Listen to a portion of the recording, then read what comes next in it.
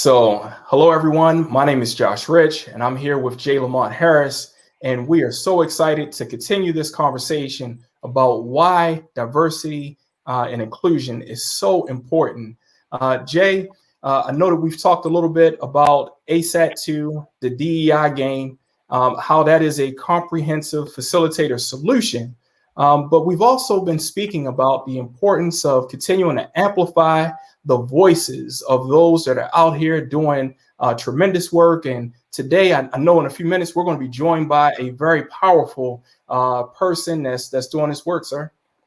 Man, I am excited today because our guest, man, she continues to lead throughout the country, not only with her voice, but through her actions on a regular basis.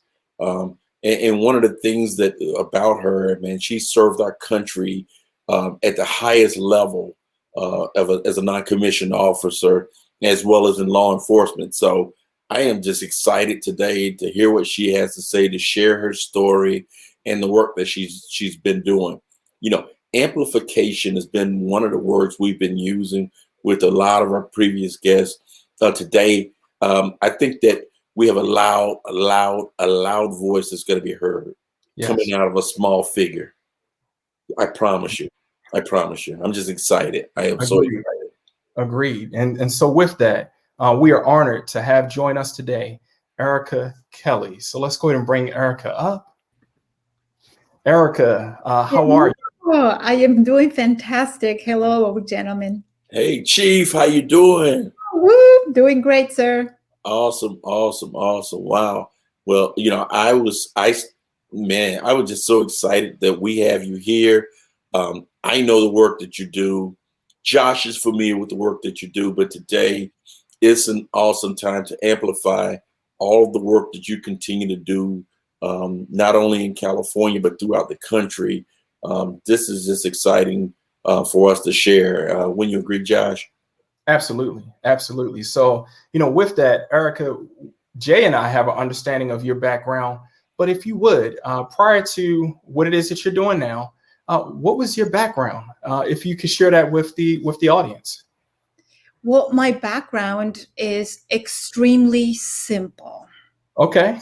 Extremely simple. I was able to navigate through two different worlds. One was law enforcement from the Homeland and the Department of Justice departments, and also through the military. I served in the Air Force for 32 and a half years. Wow. And my last assignment was as the Command Chief Master Sargeant of the Air Force Reserve, which was just a great, amazing blessing. And so my background is two different worlds: law enforcement, military, and everything that goes into the military. But then I have this third vision of me, and that is that I have been a single mom for a very long time. I have two sons, 25 and 22, and I have been a single mom since my little one was maybe 6 years old. Wow. So 3 different worlds, navigating as an immigrant, as a woman, and also understanding the magnitude of what we have in ourselves and in our voice. Wow, that's awesome, and that's powerful. First, I want to say thank you for your service as a parent, but I also want to say thank you for your service to our country, Ericka. You know, I too am a veteran, and I love the Air Force. I'm an Army guy, but I love the Air Force, especially your C-130s and C-141s. Yeah. I jump out of those on a regular basis. So thank you for that. But, you know, coming from a military background, you had an opportunity to interact, especially as a senior enlisted person. You had an opportunity to interact with airmen, soldiers, Marines, naval personnel from all over the country, all over the planet, really. How has that impacted you from a diversity, equity, and inclusion standpoint, how did that impact you and some of the initiatives and things that you led? Well, Jay, thank you for that. That's an amazing question, because when I have an audience and I share this with them, one of the things that I learned early on is that there's two things that need to happen. One, the door of opportunity needs to open, and you have to have the courage to go through that door. But before you go through the door, you have to be prepared. We're talking about having another seat at the table. And sometimes we will get another seat at the table. What do we do with that seat? Mm. Wow. What do we do with that seat? Because we can be at the table. But if we're not ready, if we don't know ourselves enough, if our self-awareness is outside the room, if that voice inside of us says you shouldn't be here, and we listen to that voice, Yes. that seat, it doesn't matter if we're sitting in there, it's empty. Wow. Wow. Empty. Nuggets. Ericka Kelly is dropping nuggets on us this morning, this afternoon, this evening, tonight, today, while we're here live. Everyone, you heard exactly what, the door, the opportunities. We give you a seat with Ericka. Oh man, it's powerful. That is powerful.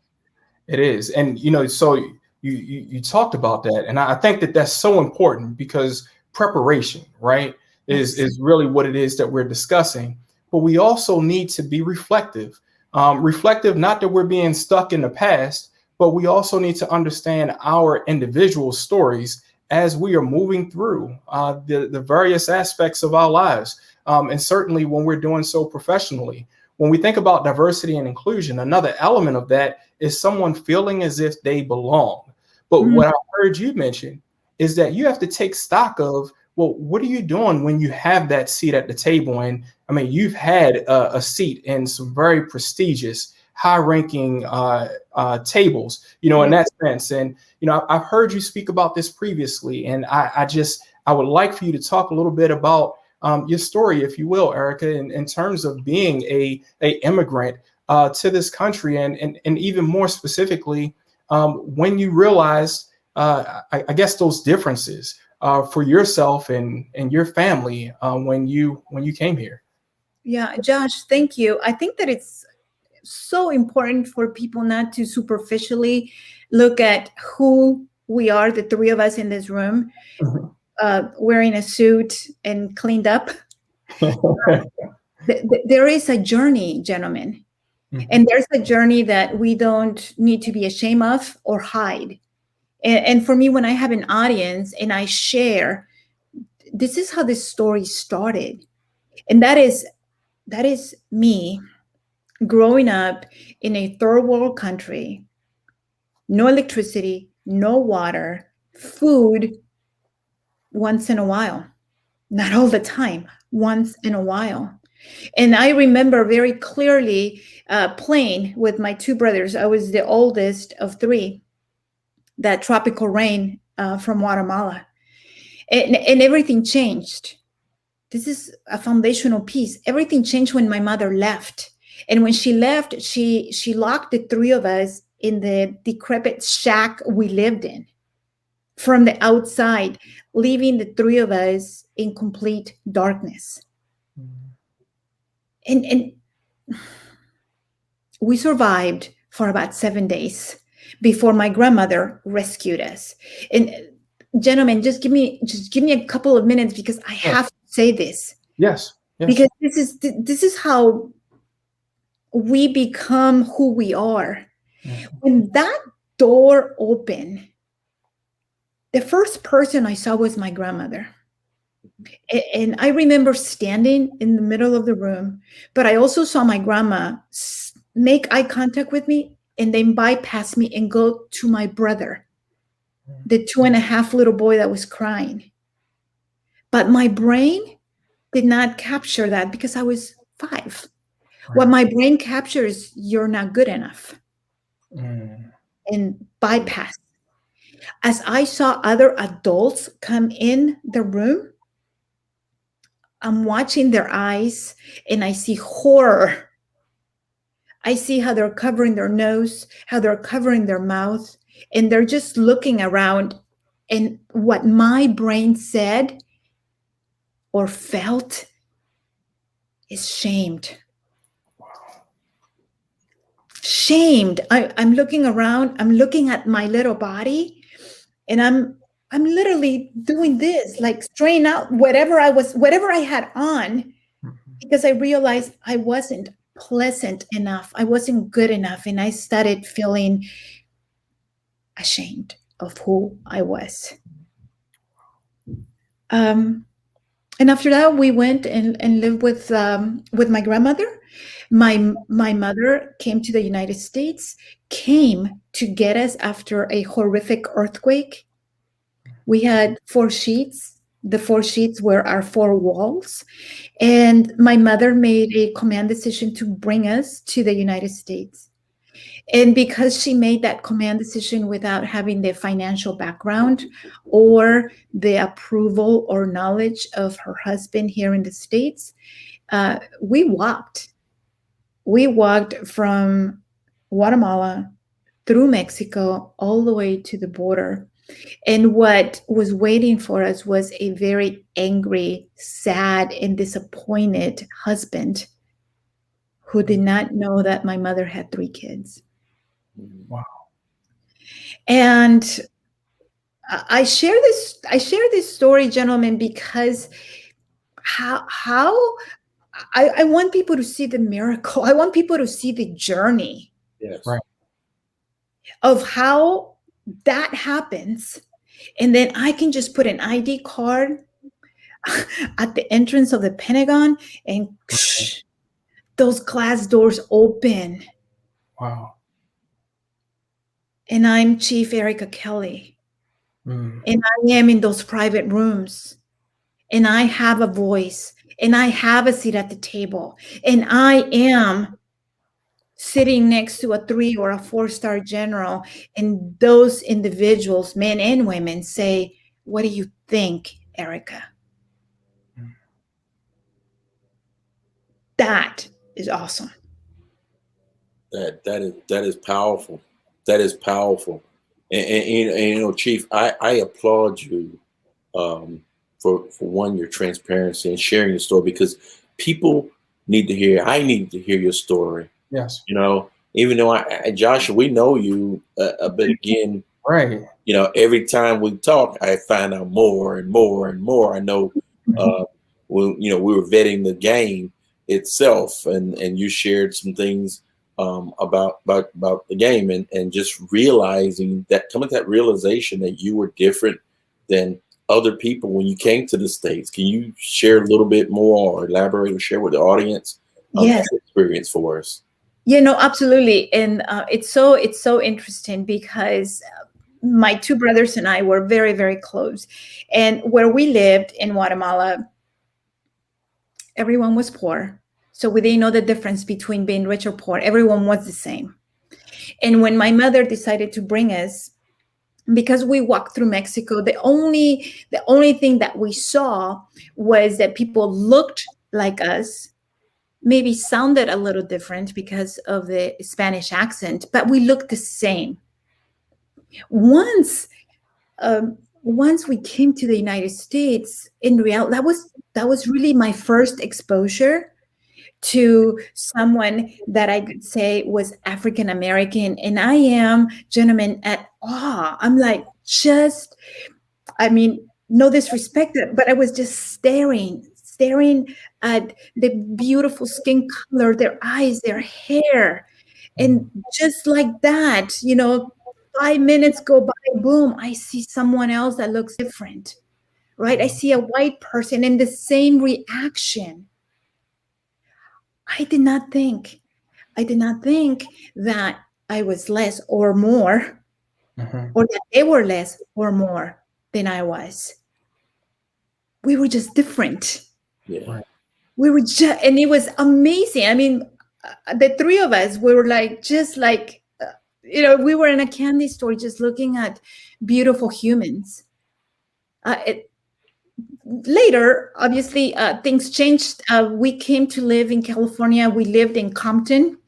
When we first moved to California, at Compton in the late 70s, 80s, there was a lot of violence in Compton. So I learned very quickly that that how you looked and that your skin tone made a difference on how people treated you. Got it. Yes. Got it. Ericka, that is a, I mean, it's your story, but it is still a heartfelt story.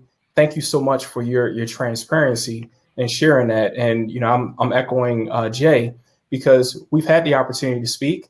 But again, I'm learning more about you, and I think that that is really indicative of what we're trying to do through the ASAT 2.0 and the DEI game and so forth, is to allow people to have these heartfelt conversations. Because in the workplace, you can look at someone, and I think you mentioned this just so well. You could look at someone and you make an assumption. You see them with a suit on and so forth, but that suit is really not a reflection of everything that person has experienced in their lives. But here's the other part. Everything that we've experienced in our lives, it plays a direct part on how we're seeing the world. And how we see the world will impact those things that we say or that we don't say.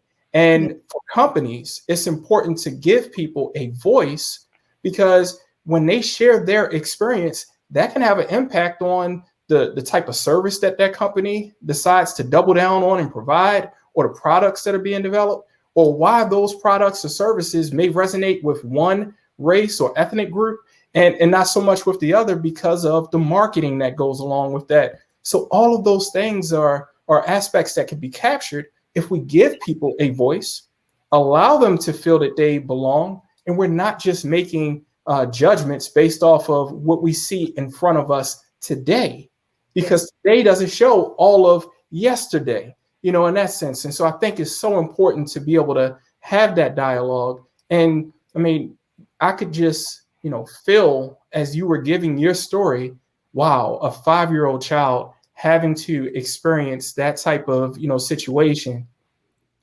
And yes, your brother was 2.5 years old, and for all purposes, more or less a baby. But still, you were a 5-year-old child. And so those are the things that are going through your mind. And here we are, and that's still something that you remember. So I think that has, certainly had an impact on how you see things, one way or the other. And I don't want to put words in your mouth, but that's just kind of what I was feeling as I listened to you there. Josh, and I share that because that was my identity for a very long time. The shame of being poor followed me for a very long time. The energy I wasted by hiding who I was, because I thought that if people knew, I would not be welcome. And, I don't know. Would you gentlemen give me just a moment to share a little bit of why the military? Yes, all means. All means. Why the military? Because of the chaotic world that I came into here in the United States, I saw myself homeless at the age of 16 in the streets of Las Vegas. And some people, when I share this story, they're, oh, how cool, Las Vegas. I'm like, not so cool when you're 16 and you're a young girl. And what ended up happening is, and because my background, what ended up happening is that I ended up marrying someone that was 32 years old. So a little bit of red flags, but nonetheless, I got into a very violent environment. very toxic, violent environment. But because remember that shame and remember the I'm not worthy and I'm not good enough, the violence in that environment, I saw it as normal. And the corrections by hitting me, I saw as a way of he loves me. That's why he cares so much. That's how I was. So when I went into the military at the age of 22, the Air Force did not get a shiny penny. The Air Force did not get someone that was sure and confident. The Air Force had to put together a young woman that was cut in 1,000 pieces. That's who the Air Force got. Because and I share this. I was that first night of basic training. Jay, you remember? Man, that metal bed, right? And the screaming and the chaotic environment that those instructors build and create. Man, I was smiling. The other girls, the other ladies crying, I heard them. And I might have been crying too, but not for the same reason. I was looking up the ceiling and looking at the bed, and I was literally thanking God, because that was the first night that someone was not going to hurt me.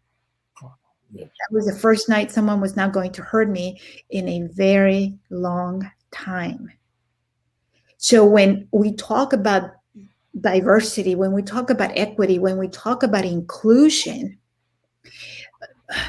we have to be aware of what we bring. What is it that we're carrying? Because that's our perspective. That's how we see the world. And if we only see the world from a point of pain and a point of pointing fingers, then we need to stop. We definitely do, Ericka. We definitely do.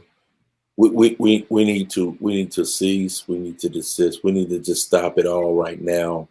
And I echo everything that you have spoken.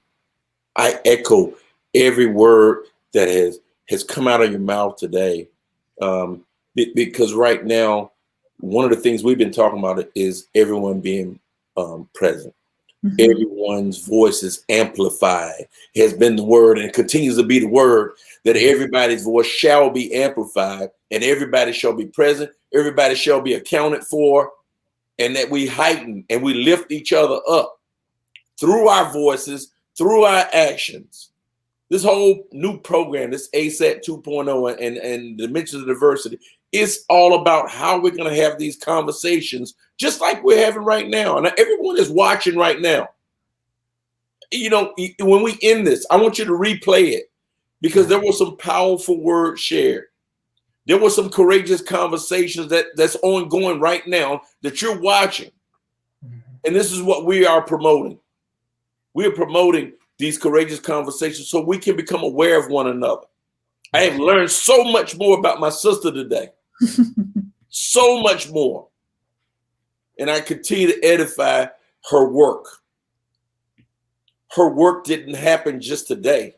Her work happened when she began to put the pieces of the puzzle, when she began to collect all those torn pieces of paper up. That's right. From age 22 to present, to become the person that she is, to build it back up. It did not happen overnight. And so, Ericka, I thank you for sharing so much. I appreciate you, and I love you, sister, yes. Because you always come on time. You're always present, always. Thank you. Thank you both. No, thank you, Ericka. And my goodness, your story is so moving, and it's needed, right? Because I know that there's some people that are listening right now that can really relate, right, to what it is that you're sharing. While their story may not be exactly the same, because all of us are different, but there are still elements that are there, and what you represent is hope, right? You represent that hope in terms of what it is that someone can do, when they recognize that, hey, there are some other opportunities that they can potentially seek out and really utilize, and to go from that starting point. And thank you for taking a moment to talk about your military experience and how you got started, there, and that moment that you looked up to the ceiling and so forth, and you were thankful that you weren't going to experience violence that evening. Thank you for sharing that, because when people hear Chief, I'm sure that there are all types of assumptions that are made about your journey, but you didn't have, I guess, the average journey that maybe someone would associate, in that way. And to talk about the access control, coming from where you were in Guatemala to now stepping into those rooms there at the Pentagon, and your access control card granting you access into, that area. I mean, there's so much that can be unpacked just from that. But when we have these conversations and people hear that, I don't see how you can, feel you can feel anything else other than a hopefulness and a real deep level of respect for you.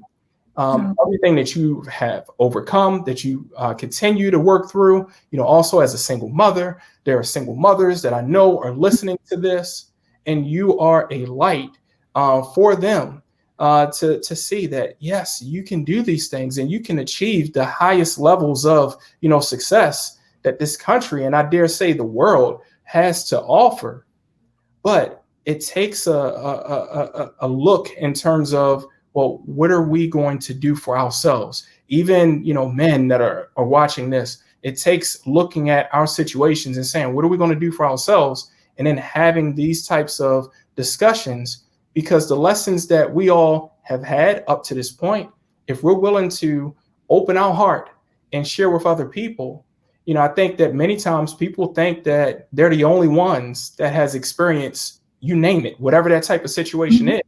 But when we can have these discussions and people can say, wow, I'm not the only person that went through this or that has dealt with a situation like that, then that builds a bridge of connection and understanding beyond the surface level, but really at a heartfelt level, right? And so I don't think that it's too much for us to embrace having these types of conversations. I don't think that that has to be taboo in a workplace. I think that when people can really connect on that level, it's going to bring a different sense of belonging there in the workplace, because everybody has a story to share like that. And so I would just say thank you again, Chief, for coming on and sharing your story. And we are looking forward to hearing more about your journey and how we can continue to help other people, with that as well. So any last words that you would like to share with the audience today? All I want to say is replay. If you're watching now, press the replay button. We got Chief Ericka Kelly with us. And you know what? The three of us, on purpose, for purpose, with a purpose. That's all I'm going to say, Josh. Press the replay button. Press the replay button. And then the very last words to Chief. Yes. The only thing that I want to say is, gentlemen, thank you so much for giving me this opportunity. I know that what I shared was a little heavy, maybe, but I don't say it with anger. I don't say it with hate, and I don't say it with resentment. I say it with grace. I say it with forgiveness.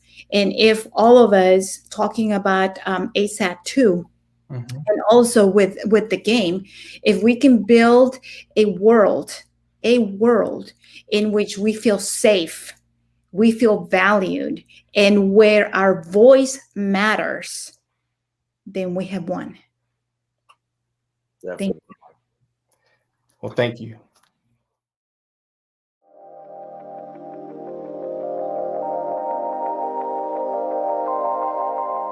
Okay, so this has been a phenomenal conversation to have.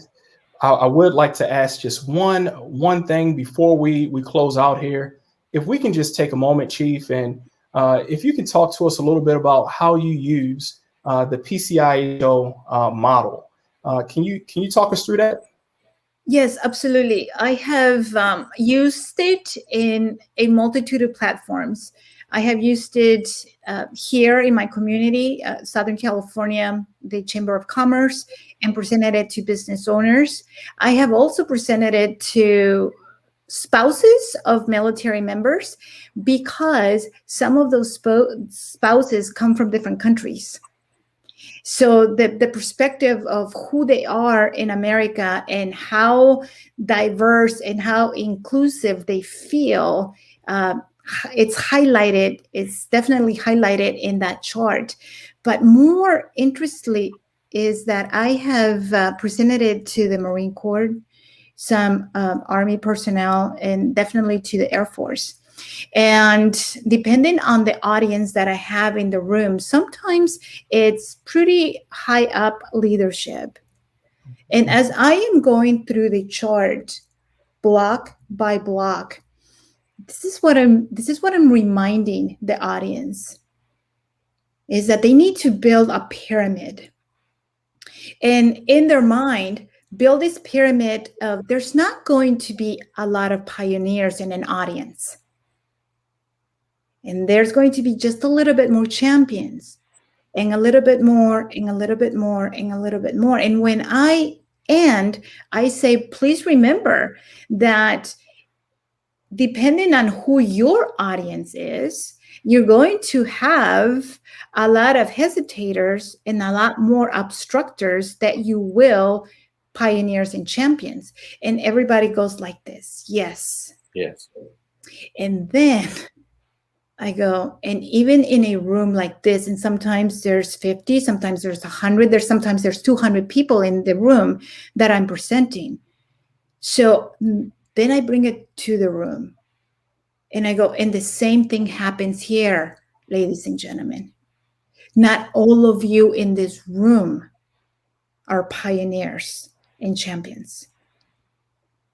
And then the room gets quiet. The room gets quiet.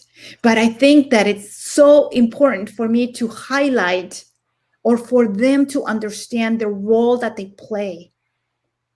And the amazing, I don't want to say obligation in a negative, the amazing obligation they have to guide and to train and to equip their people. And before they go to their people, they need to understand exactly where they are. Because where they are is how they're going to present the material. And I know that the three of us have talked, and we don't want this program, or really any program, to just be a check mark, to be a piece of paper where we just put our name, our signature, saying good for another year. Mm-hmm. Did you learn anything? Same thing as last year. Did you care? That facilitator didn't know what they were talking about. So what I'm doing is I'm making sure that credibility is in the room, that understanding is in the room, and that those individuals are not in the room. Sometimes they're there because they were told to be there. But when they come out of the room, they need to know, right, with respect and with dignity to them, who they are, because they're the messengers.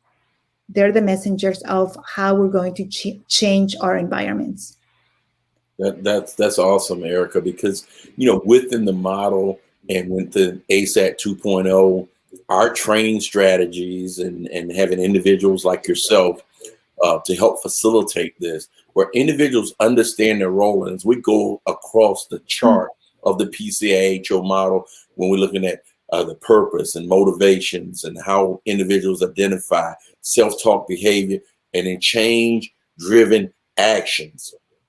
Those 5 components make up each one of those roles as we go down the chart. And the more that we can facilitate training and a clear understanding from all of our facilitators out there and all the individuals watching, once we grasp this PCIHO model, we're better able to bring awareness into that room, but also bring awareness for each individual, where everybody's voice is heard. And that's one of the things we continue to reiterate, that we want to amplify everyone's voice. This model helps to peel those layers away. It helps for individuals to identify their own biases and even their blind spots so that we can have those courageous conversations and everyone can sit at the table and everyone can share their story and everyone can identify that, hey, I may need to make some changes. I may need to pivot. I may need to have another conversation with my comrade or my team member. And I think that right now you're sharing and what you're doing right now, I think that right now that is something that all of us need to hear. That is something that all of us need to share. And that is something all of us shall live. Because if we're going to lead this movement for change and awareness, then we have to, as individuals, we have to make sure that we are ready to share in this conversation ourselves at a very, very high level. Sure, and it should be every 6 months, once a year conversation. It should be a conversation that is part of the culture. Culture doesn't change by having a briefing. Culture changes when we understand who we are, where we are, see our blind spots, like you said, Jay, and then we need to pivot. If we need to pivot and move forward, that's how we're going to change culture. We're not going to change culture by having a briefing every 6 months in a year and then saying, are you good with diversity and inclusion? Yes, we are. No, we're not. No. And Ericka, that's, again, one of the main reasons that Josh, myself, we've been very, very intentional. Yes. Very, very intentional, not only with the rollout, but what happens after the rollout, meaning the additional services that we're providing, the platforms that we're providing for individuals and groups, the ongoing communications so that, things change. I always say, as the music changes, so must the dance. Mm-hmm. And because music is it's all over the planet. Music is always changing. I mean, the dance that we do to the music, that has to change every single day. And we are positioned right now. We are positioned to continue to make change with the group that we have. Everyone in Lionheart HR, everyone in ASAT 2.0. We are positioning ourselves so that we are having best practices at the forefront. We're putting best practices there so that everyone has updated information. We're having ongoing conversations with everyone. And one of the main things is that everybody has a voice at the table. Agree. Everybody has a voice. And we want all of them to be present. Yes. No, this is so amazing. I love it. That's it. Well, Chief, thank you again for being a part of this discussion, for all that you do as a pioneer in this space and continuing to champion this message and helping so many to have a better understanding of the elements of diversity, equity, and inclusion. And I think what you just shared with the PCIHO model, I really don't want our audience to miss that, because team, this is likely the model that you're going to spend the most time on when you are facilitating for any group, because there's just so much there that you can unpack.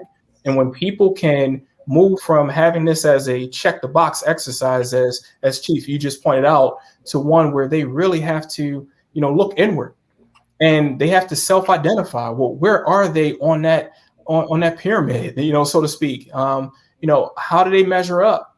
And we're not doing so to make anybody feel bad. Mm-hmm. It's just when you have a level of self-awareness so that you can understand the changes that you can make from your seat, right? So that you can help other people, and collectively we're going to be better as a result of that. So I think that that's so impactful.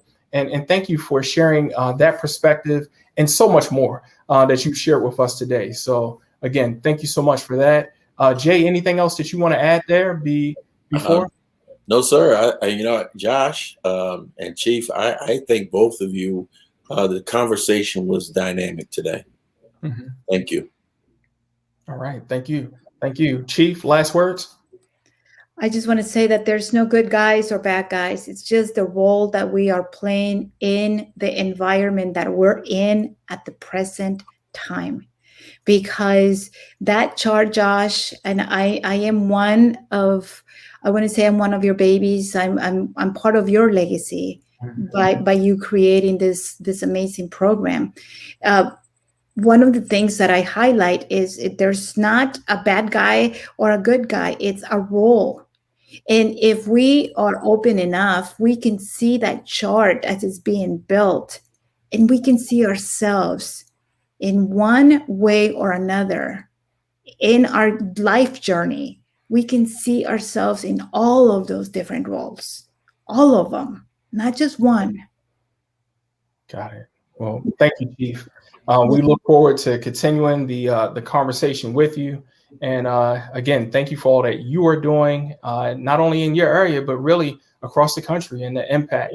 I know that will continue to have ripple effects for everyone, just by making sure that you're utilizing your voice to help raise this level of awareness. So we're very appreciative for that. So thank you so much.